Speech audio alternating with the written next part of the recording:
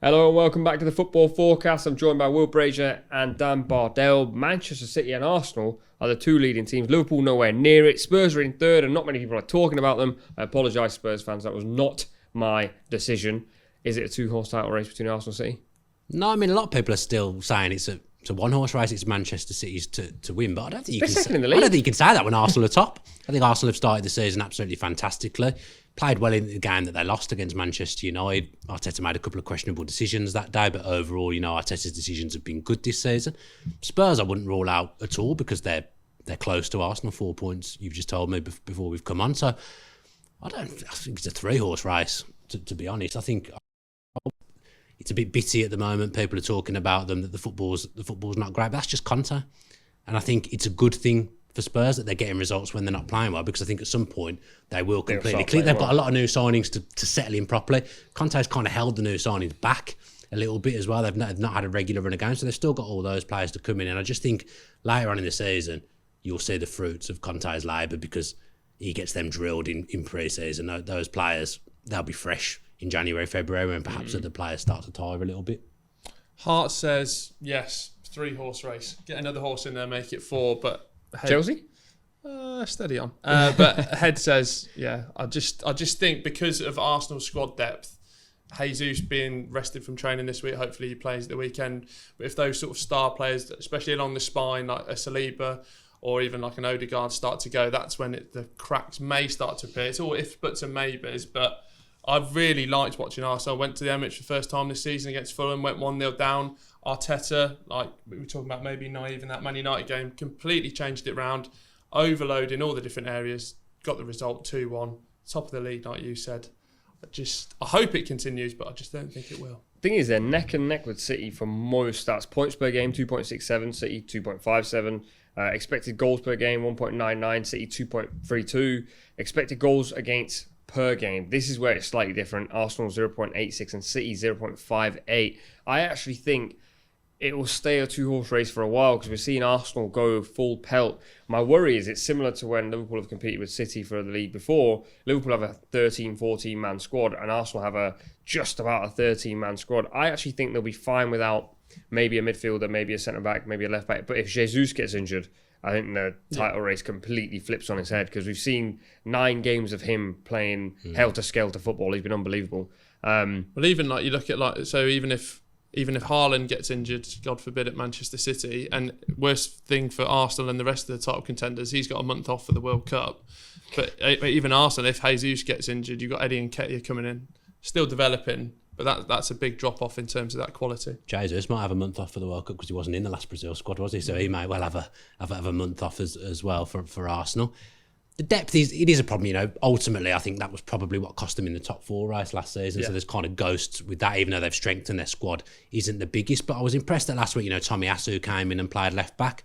I thought he did. I thought he did very, very well there. So Tommy Asu was first choice last season. This season he's been more of a squad player. So they're having to build slowly. Arsenal, that's the way they're doing it. But the other thing I think to note is, Arteta has been involved in title races as Manchester City assistant manager, but he's been involved in those title races, so he does have an experience of it, and he does kind of have that knowledge of Manchester City as well, which I think makes it interesting if those two go into a battle. So it's something that I hope happens. I think the one sort of even away from the stats, they're sort of intangible. It's just the positivity around it. Like the fans have fully bought into Arteta.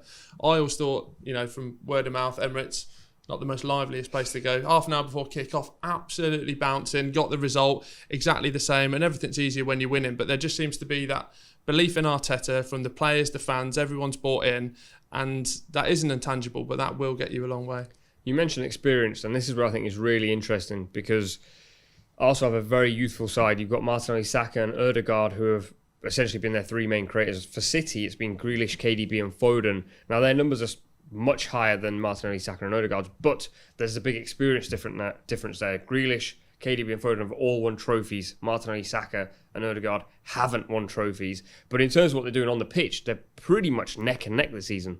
Yeah, well, and you'll know Dan more about Jack, but in terms of him, like those performances have been there. Everyone's been seeing the headlines from Haaland, but Jack Grealish has been putting man of the match performances in the Champions League, the game against Manchester United as well. So it's that sort of secondary line of performance in those attacking areas that have been providing the goals for Haaland. And with Phil Foden, we've seen him getting the goals as well. Yeah, Grealish is people talk about his numbers, £100 million, not enough goals, not enough assists.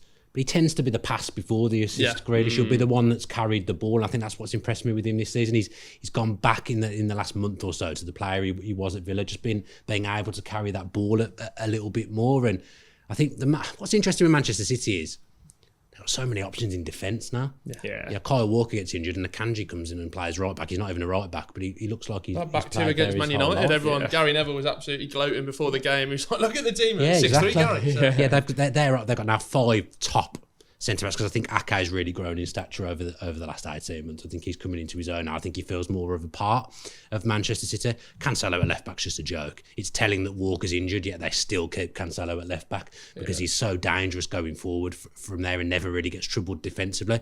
It is that depth for Manchester City that makes you think if Arsenal were to get a couple of injuries, they'd fall away. But I hope they don't, because like Will says, the feel-good around there at the moment is incredible. If, say, City lost De Bruyne after the World Cup, just speculating, for 6 weeks, does Haaland still carry on scoring this many goals? Because what you can see at the moment is Haaland's supply lines come from Grealish, from Foden, but the last pass tends to be from De Bruyne. And also some of the situations De Bruyne pulls passes out from are ridiculous. The United one where he clips it around the corner, there isn't a midfielder in the world who's picking that pass out. He gets injured for 6 weeks. Arsenal still in the race post-World Cup. Surely that's a ticket for Arsenal to get a bit closer to a potential, I don't want to say title just yet, but just get a bit closer.